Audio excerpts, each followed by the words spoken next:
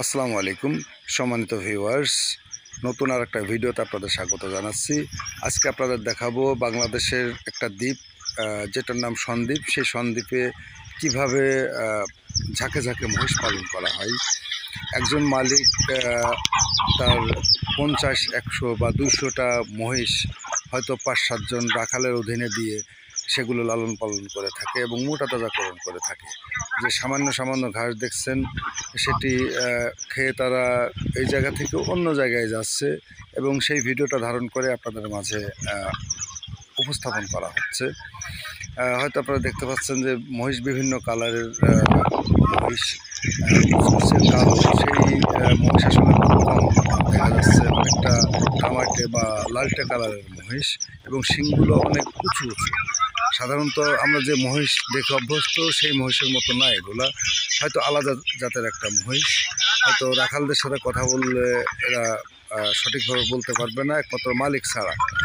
তো আপনাদের সেটাই দেখানোর চেষ্টা করব আজকে, যে এই মহিষটা কীভাবে পালন করা হয়, মহিষগুলো কীভাবে পালন করা হয় এবং কয়জন রাখাল মিলে পালন করে। ছোট বড় বিভিন্ন বয়সে যারা মহিষ আছে সেই মহিষগুলো সন্দ্বীপে কীভাবে নিয়ে যায় পরবর্তী ভিডিওতে আপনাদের দেখাবো। আজকের এই ভিডিওতে দেখাবো যে কীভাবে মহিষ পালন করা হয় এবং এক জায়গা থেকে অন্য জায়গায় যে তারা খাবার সংগ্রহ করে। অবশ্যই রাখালরা সাথে থাকে, 5-7 জন রাখাল অবশ্যই থাকে। মহিষের কাছাকাছি আছে এবং এই মহিষগুলো চড়াবে, এরপর তারা এইটা পার হয়ে একটা ক্যানেলে প্রবেশ করবে গোসল করার জন্য। হয়তো সেটাই যে এখন আপনারা দেখতে পাচ্ছেন।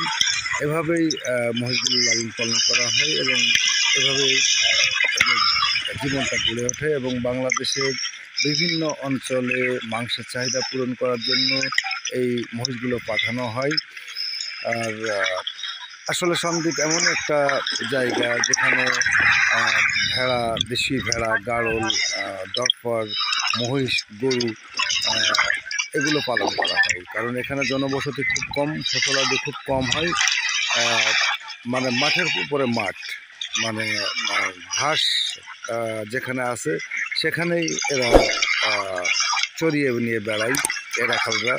সেভাবেই মূলত এদের জীবন চলে বা এই পশু পাখিগুলো পালন করা হয়।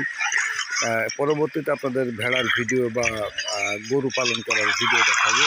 আজকের এই ভিডিওতে আপনাদের দেখাচ্ছি যে মহিষ কীভাবে তারা লালন পালন করে। মহিষ একটা শান্ত প্রাণী এবং হয়তো দেখতে পাচ্ছেন যেখানে গোসল করছে এখানে একটা ক্যানেল মতো তৈরি করে দেওয়া হয়েছে, মানে খাল।